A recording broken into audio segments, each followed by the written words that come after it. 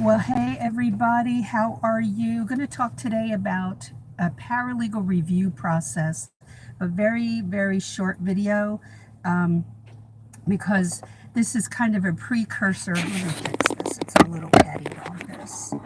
It's a precursor video to a free webinar I'm going to be doing on the paralegal review process, and I'm going to go over within 1 hour. It'll be a 1 hour approximately free video in August. So if you are not on my mailing list, and I will announce it here, okay, that it is upcoming and what dates, but I will put a sign up sheet with a link under this video and subsequent videos that I do, and I'll point to it so that you can go click and you can go to my website.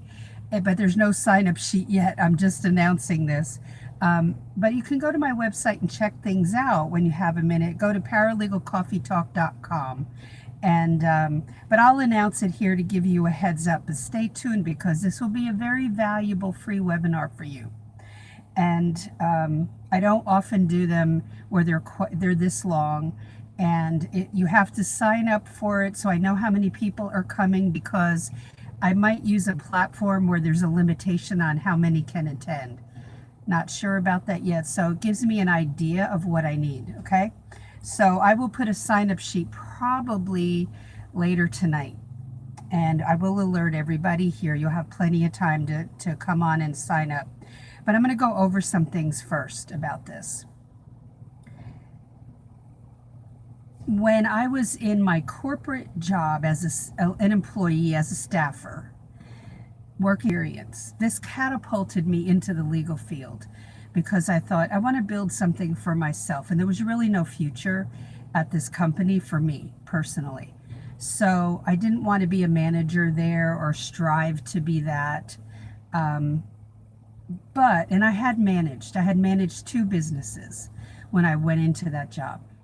However, I did not want to continue on with this company because of what I was seeing. The review process taught me so much, and I was coached very well the night before by my spouse, who had been through many corporate review processes himself. While I was a stay-at-home mom, I don't think I had ever been through a review process until that point. I had worked in corporate in the marketing department. I don't recall a review process right before I married my husband, and then we moved to Illinois, and we worked for the same corporation, but he went with a different division, and we ended up in Illinois, and then we ended up in Oklahoma. So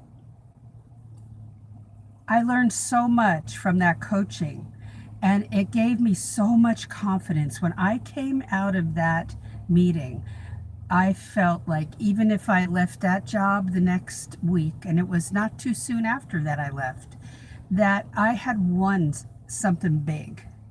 And that was built the confidence, understood more about how to stand up for myself and how not to put up with some things. And that was important because I had been out of the workforce for 7 years as a stay-at-home mom, except I did work for my church for 3 years, and I owned my own business, that type of thing. But being in the job with bosses over you, it'd been a while. So let me go over some of the typical things, 5 things off the top of my head that the bosses, in a law firm, it's called law firm administrator. It's all the same thing. That what they will review you on, but it's much more comprehensive than this. Your quality of your work. What are you handing off for the attorney to look at, to sign off on? Is it full of errors? That type of stuff. Are you really proofreading? So it's those type of skills, okay? We'll go over much more in this video webinar. Communication is number 2. So important. You cannot be an ostrich with your head in the sand thinking, oh, it'll all get better if I just ignore it. That does not happen in legal. It will rear its ugly head and you'll be in the center of that chaos. So communication is important. Accomplishments. So over the 12 months that they're looking back on, they're tracking certain things, but certain things they're missing. Okay? And your accomplishments may be one of them. Number 4, attitude like while you're working there. Are you a peacemaker? Are you a person that keeps everybody calm? Or are you one that stirs the pot? So that wouldn't bode well for you if you're a pot stirrer in any place of employment, just to get your jollies. I mean, why bother? It's just a waste of time, and it's not going to serve you well. So number 5, professionalism, which is very needed in a law firm. You don't find it sometimes from your coworkers. You might find the opposite. So there are so many more parameters that they will review you on. What are those items? Well, what would be helpful? If all law firm administrators sat down with the employee, and some do this, the wise ones do this, and give the employee a list of those items that you will be reviewed on. And what are the measures that you can take to make sure that you are right on top of your game and that you're towing that line correctly and you are doing the best job you can. Most employees want that. It's just a few bad eggs that are like, who cares? But that doesn't bode well for them ultimately, right? And so while I want to stand up for myself, I also want to do the best job I can for the law firm, but I don't want things said that aren't true either. And so I want to know, what are they going to be looking at? And that's what every employer should hand off. I don't care if it's a law firm or corporate, or fast food. I've worked in fast food.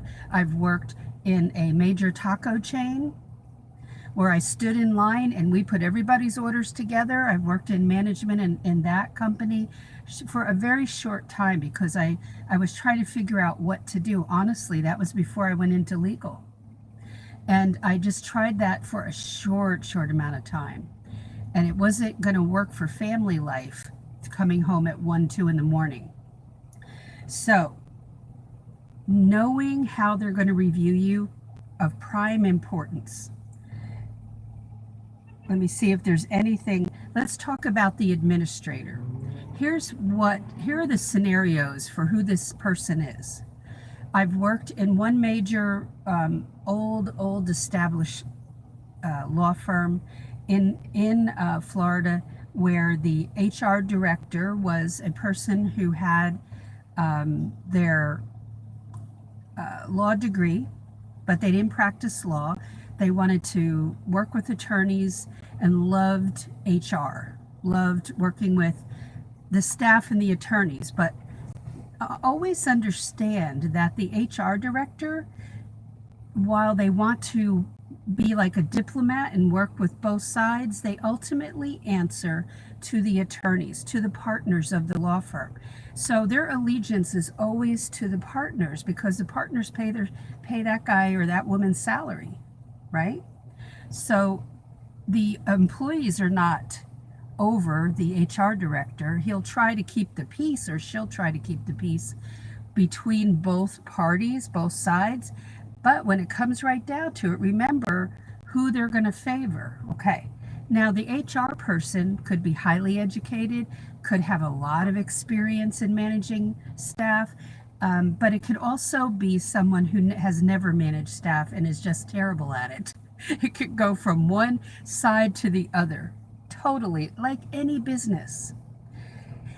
I've worked in law firms where, probably 2 or 3 law firms, small law firms, where the wife was the administrator and they had no legal background. but they were helping their husband when he got out of law school, and so they were on board. And I doubt that they received a salary, but they were there to help for a time.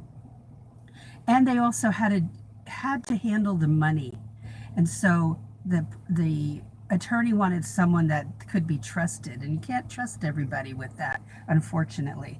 So it could be somebody who has been with many law firms and has a system for managing.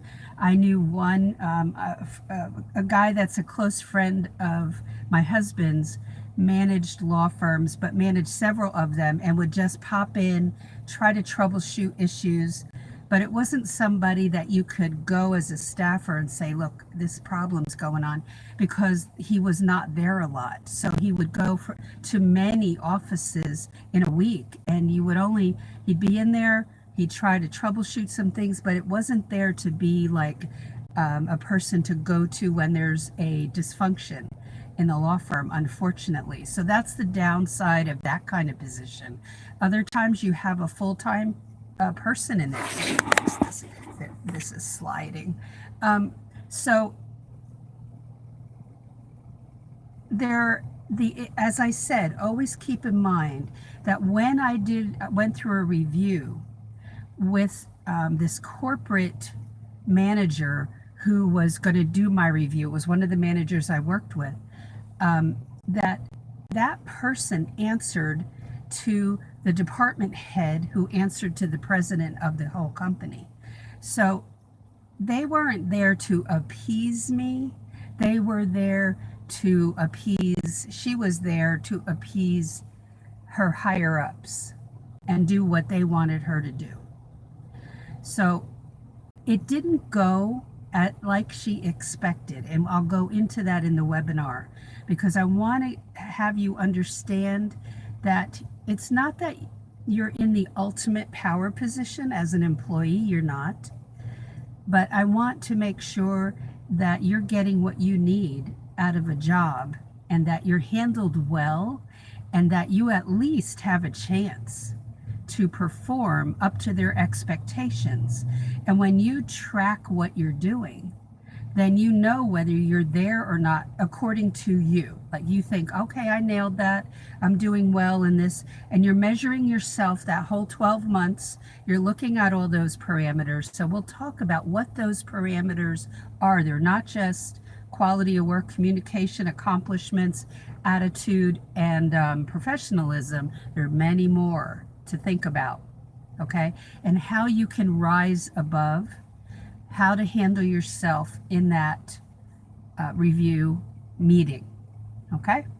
And it's all my humble opinion, but it's an experience that meant so much to me that I was able to handle it, and I want you to be able to handle it in the best possible way for you and your career that you want to build, or you're currently building, okay? All right, so that's it for today. I just wanted to give you a heads up and some of the things I'm going to cover in that webinar. It will go for a good 60 minutes. I'll have my cheat sheet in front of me. I will provide a PDF to you to look at the list that you can download, okay? It's not where you have to write all this down, but you can if you want to take notes while you're going along, because I'm just going to have a list, but you may get some side nuggets from me while I'm talking, so you might as well take notes. And then keep a file for yourself for the review process in the future. It will come in handy, believe me, okay? And just a heads up, the Paralegal Inner Circle class will kick off again in mid-September, and that will be the final one for the year until 2020 sometime. As far as I know, I don't think I will offer it during the holidays. It gets too crazy. And so we have 2 classes going on right now, and that will be the next one, and that will be it. I tried a membership format, a monthly membership, but I'm going to go back to the original format of where it will be one fee and you get all the videos and you progress as rapidly as you want to, and you will have access to those lessons for approximately 6 months. Okay, so let's see, what else can I tell you? That's about it. I'm going to revamp some things on the website today. I'm going to add tonight, I'm going to add a sign up sheet for this webinar. And there'll be a thing when you go to my website, paralegalcoffeetalk.com. There's the menu up at the top. I will add a page just for this sign up that will be paralegal review webinar. Okay, something like that. Paralegal review process webinar, free webinar I'll put down. And then you can sign up. Okay. All right. So have a great day, great evening tonight, and I will talk to you. Probably next video will be Thursday. Okay. Any comments, questions? If you've been through the review process and you have anything you want to make a comment about, I'd love to hear. If you're a paralegal watching this, I'd love to hear what you think about it and what you've experienced, because that's very helpful. All right. So have a great day, and I'll talk to you Thursday.